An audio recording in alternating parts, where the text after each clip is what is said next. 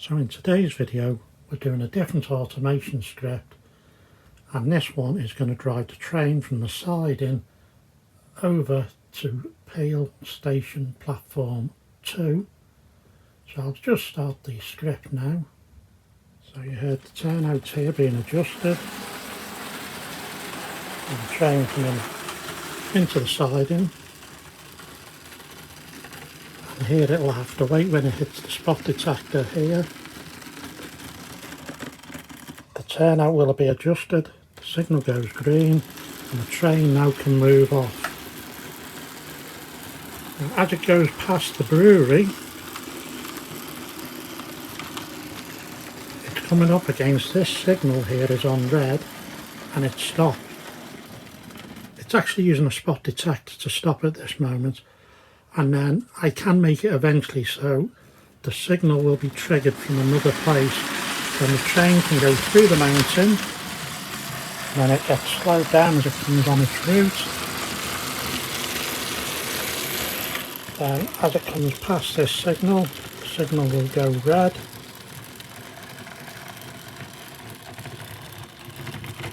And then it creeps into the main platform here. Obviously this is just the initial testing. When it gets to the end it will stop.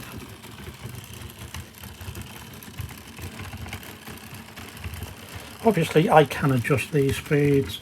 This is just to make sure everything is picking up the spot detectors as well, and then that is the end of the sequence.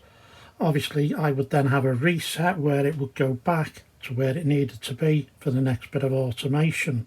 So at this stage I've now got 3 ESP32 nodes, and I'm using this sketch here. So this one has now pushed the cost up to approximately £30, plus your CAN USB and obviously your DCC-EX. So probably you're looking in the region of about £70 to £80 at this stage. Obviously no block detection. You will have to buy signals if you want to use signals. I found a supply on Amazon in the UK, I think it was Even Models, that had 2 aspect and 3 aspect signals, still working out about £4 or £5 a signal. You know, so with this sketch here, this is controlling 2 of my turnouts. Obviously in Peel and under the mountain I'm only using 1 of the servos, but I'm taking advantage of the 10 inputs and 16 outputs. Obviously in Peel I put no street lighting or any other animations into that section yet, but this certainly will offer, you know, a lot of possibilities. I have created another sketch which I haven't released yet, which allows for 2 MCPs which will have 80 actions for the standard LED, and David Harris has also been helping me to add NeoPixels to that, and there's going to be 40 actions for the NeoPixels, but that's going to be coming out probably in the next couple of weeks once I'm happy with it. I've just ordered some strings of NeoPixels because I've never really, you know, experimented with them. So I'll just recap the setting up of the turnouts. So when you get the node, this is what the settings it will come with. The speed will be set at 20. For the slow motion, I have this normally at 5. When you move the slider, it automatically saves them changes for you.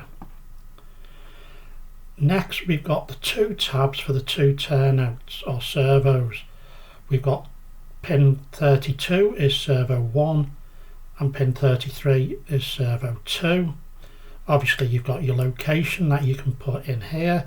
So what I would normally do is T3 and then write it, and the same, make this one T4 because that's what I use within the Dockland area. So what you'll notice here is we've got the 3 positions, position 1, 2 and 3. I've got this here where it says closed, mid and thrown. Obviously this is a Windows machine. These, if you're on a Mac, will come out over here. There's not a lot I can do with that. As I say, I do use Windows. But for each one of these, and I'll just put this back to turnout 1, or turnout 3 in my case, sorry. Each position has its own event ID, and this is what we use for creating the turnout in the turnout tables of JMRI. So the first thing when you get it, you need to take care. Now it's going to give you between 0 and 180, more likely it'll be 170 degrees due to the different servos that are out there.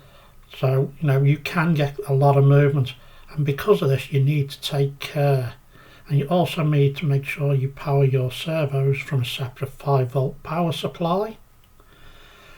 But we've got the slider here. Now if you go towards 0, that means the servo is turning anti-clockwise. If you go to 180, the servo is moving clockwise.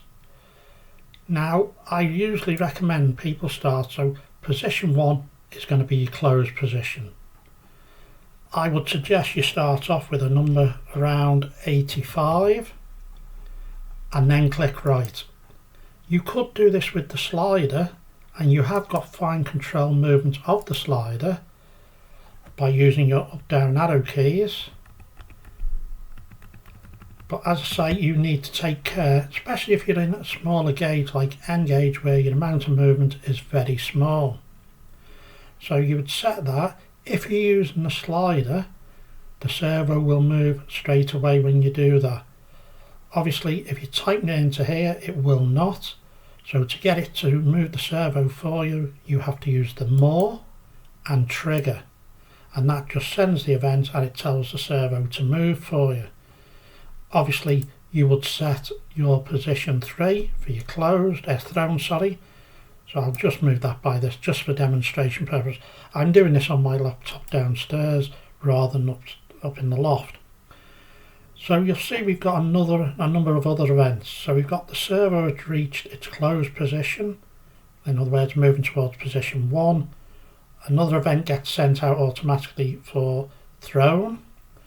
We've got servo has passed midpoint events in both directions. However, we have got frog relays availability on this sketch, which are on pins 25 and 26. Those are hard coded, so these events are available if you wish to use them as well. So to create the turnouts in the sensor table, or in the turnout table in JMRI, I normally would go T3, and then I want the position for closed, so I copy that event, and you see it needs to go in this bottom box here. So you paste it into there, you then go up to here, go to position 3, copy that and paste it into that position, and you then make a turnout.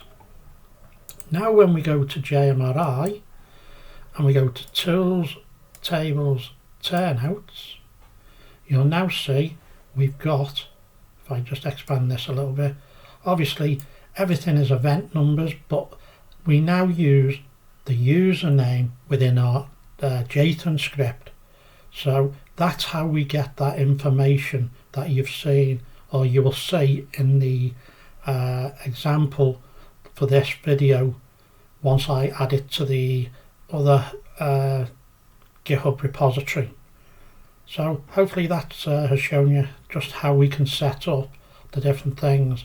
Obviously I've covered this for creating the different sensors.